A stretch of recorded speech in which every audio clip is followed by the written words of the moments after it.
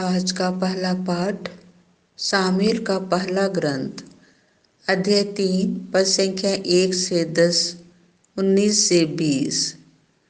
युवक सामुएल एली के निरीक्षण में प्रभु की सेवा करता था। उस समय प्रभु की वाणी बहुत कम सुनाई पड़ती थी और उसके दर्शन भी दुर्लभ थे।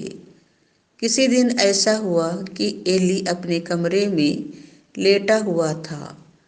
उसकी आंखें इतनी कमजोर हो गई थी कि वह देख नहीं सकता था। प्रभु का दीप वृक्ष उस समय तक बुझा नहीं था और सामुएल प्रभु के मंदिर में, जहाँ ईश्वर की मंजूषा रखी हुई थी, सो रहा था। प्रभु ने सामुएल को पुकारा। उसने उत्तर दिया, मैं प्रस्तुत हूँ। और एली के पास दौड़कर कहा, आपने मुझे बुलाया है, इसलिए आया हूँ। एली ने कहा, मैंने तुमको नहीं बुलाया, जाकर सो जाओ।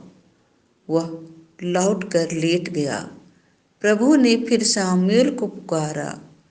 उसने एली के पास जाकर कहा, आपने मुझे बुलाया है, इसीलिए आया हूँ। एली ने उत्तर दिया, बेटा, मैंने तुमको नहीं बुलाया, जाकर सो जाओ। सामुएल प्रभु से परिचित नहीं था। प्रभु कभी उससे नहीं बोला था। प्रभु ने तीसरी बार सामुएल को पुकारा।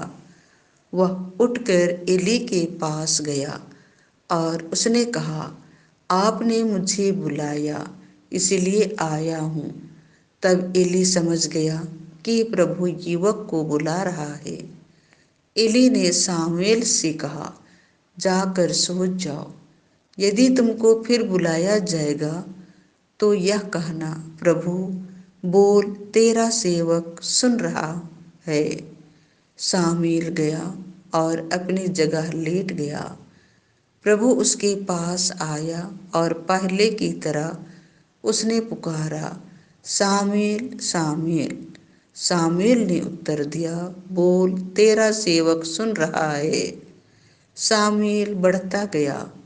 प्रभु उसके साथ रहा और उसने सामुएल को जो वचन दिए थे, उनमें से एक को भी मिट्टी में नहीं मिलने दिया।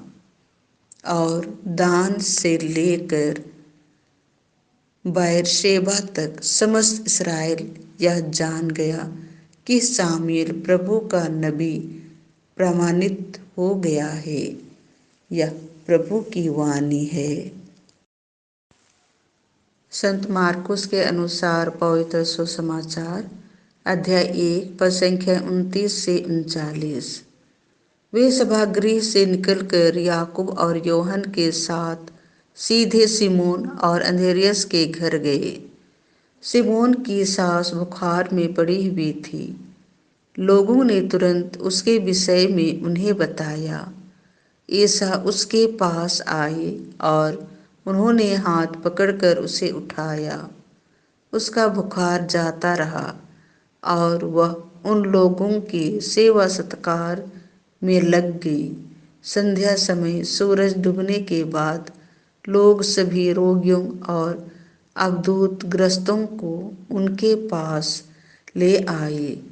सारा नगर द्वार पर एकत्र हो गया।